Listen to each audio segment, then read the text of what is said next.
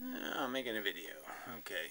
In response to this guy, Kurker's guy log, guy's log, yeah, whatever.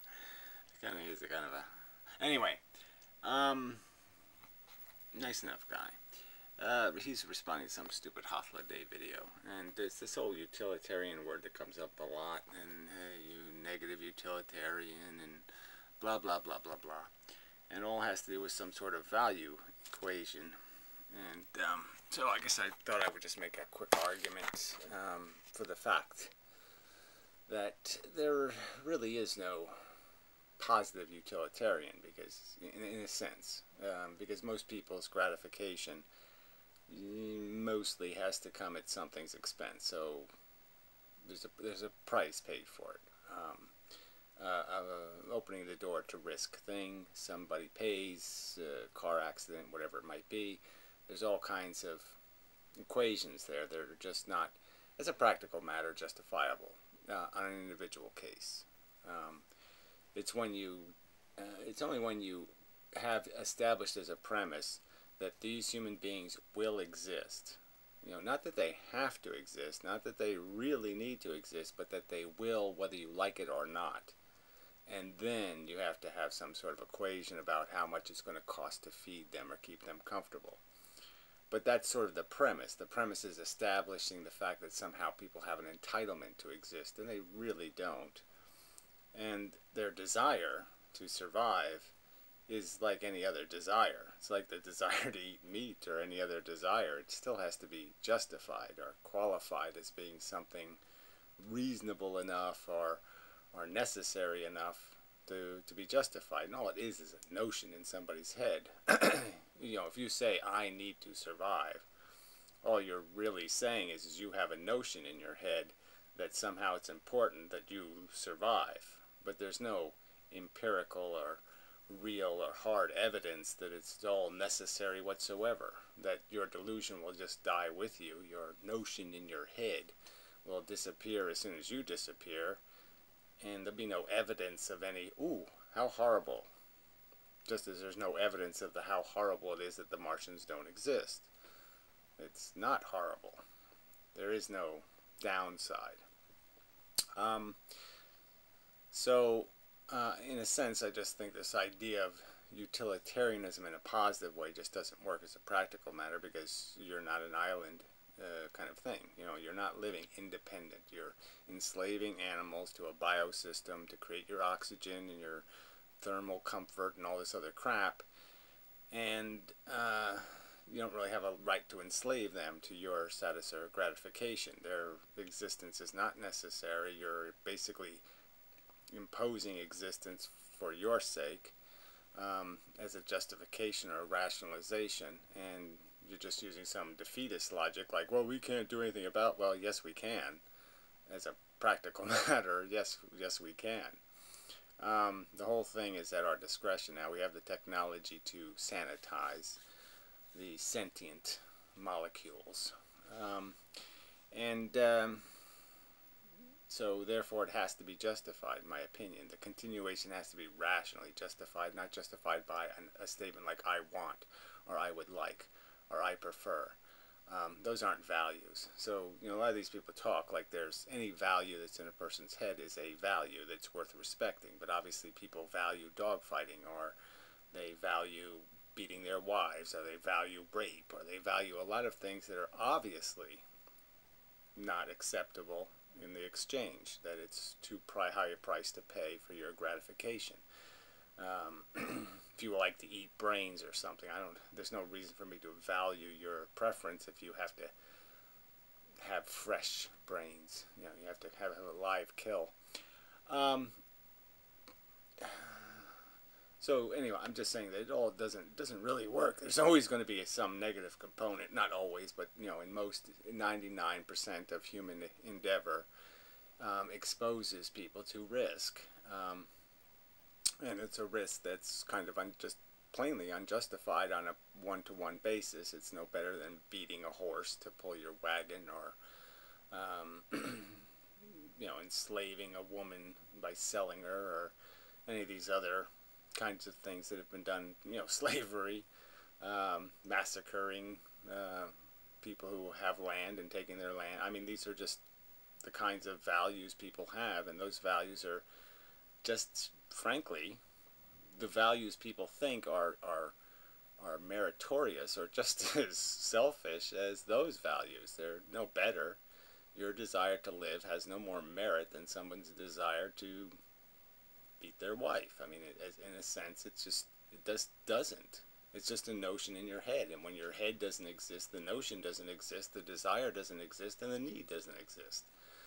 And it's that simple. So until you can justify your existence, until you explain why it's essential that you exist, you can't say whatever I need to exist is acceptable.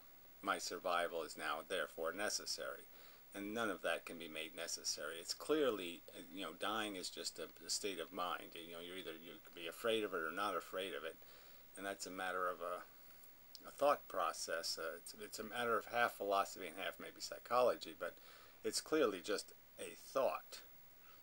It's not something, again, that's proven, written on a tree somewhere, written in the sky, written on rocks. It's not a fact that you need to exist. It's just a fact that you need, and that one of your silly needs is, I must continue, even though there is no must. There's no factual must. There's no truth to that statement that you must.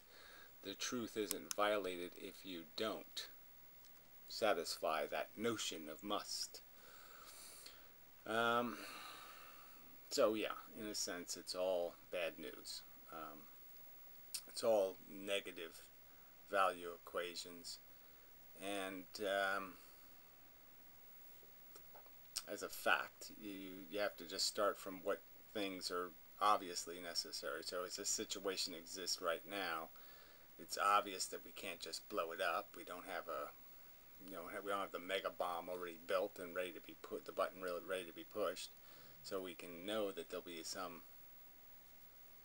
human endeavor required before we get to that point. So you could certainly argue that there's a certain essentialness to the existence of the people who are anti-natalist, or more specifically ethicist, who are unlifists or anti-lifists.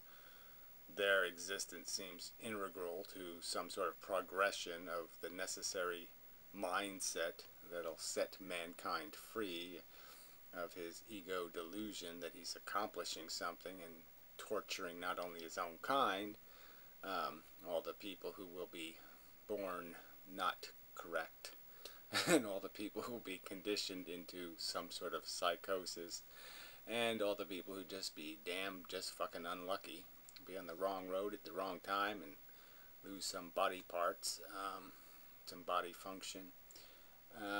It's all the torment and misery that will be endured to satisfy nothing but a silly notion of go west, young asshole, or fat flabby asshole.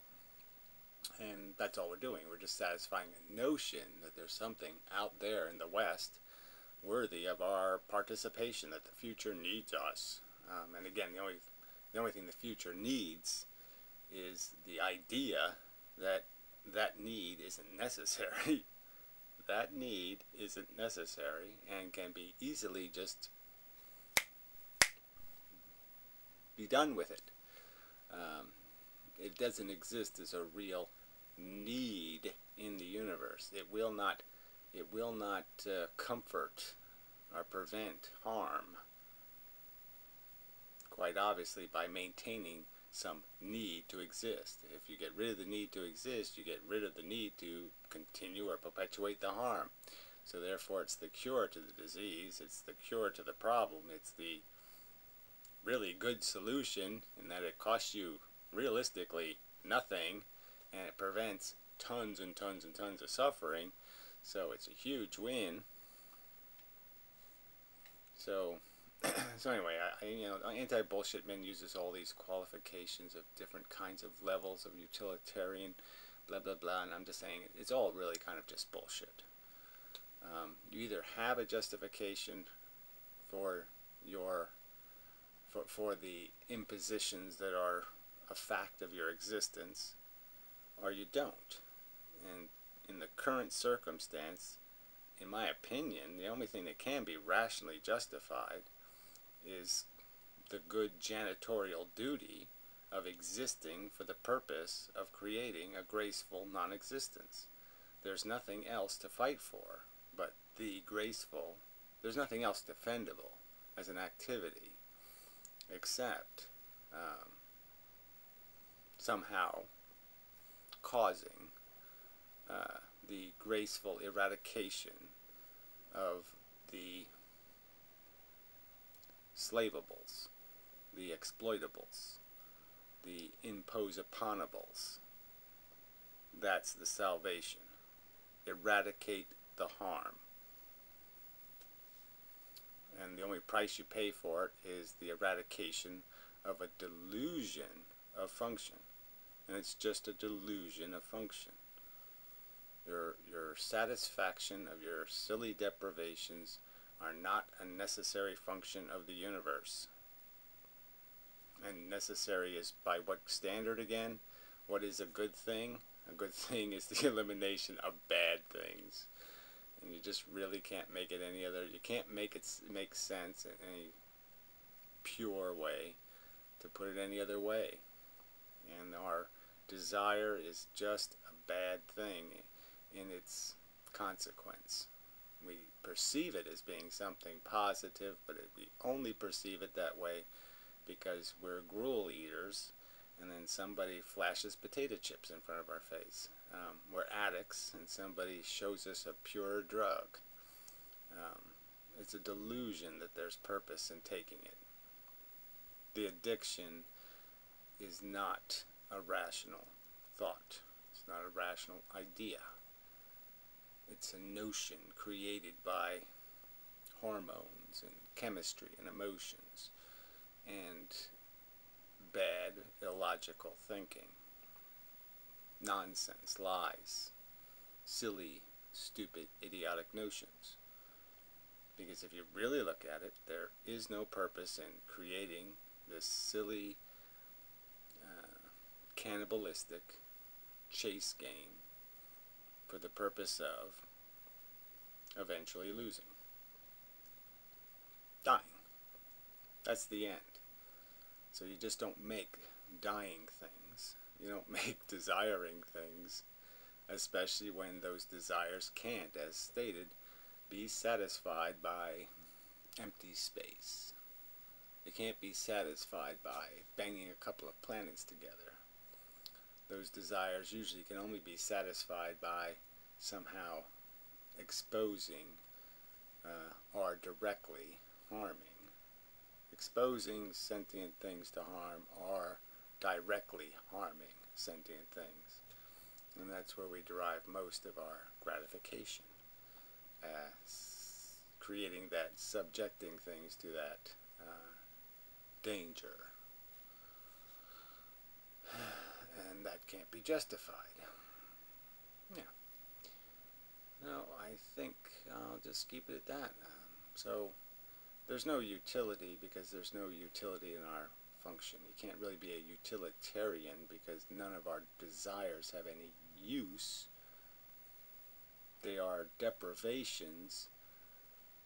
Fixing something that shouldn't be broken, again, is not sensible. Fixing a machine that produces no value wouldn't make any sense. There's no utility in like saying, I'm going to spend my life molding parts for the magic machine that does absolutely nothing that's necessary whatsoever. And worse, the machine that is us quite obviously does create harm, suffering, torture, anguish, wretched, horrid torment, routinely. So we're clearly a negative machine, if any kind of machine. We're not only are we not useful or useful, not only is there no productive utility that we can be put to, we are clearly a negative potential engine. We create negative. By turning us on, negative potential is part of the game. Yeah. And that will be realized in the kinetic torment. Yeah. So, yeah, that's my response. That'll do. So, anyway, till next time and such.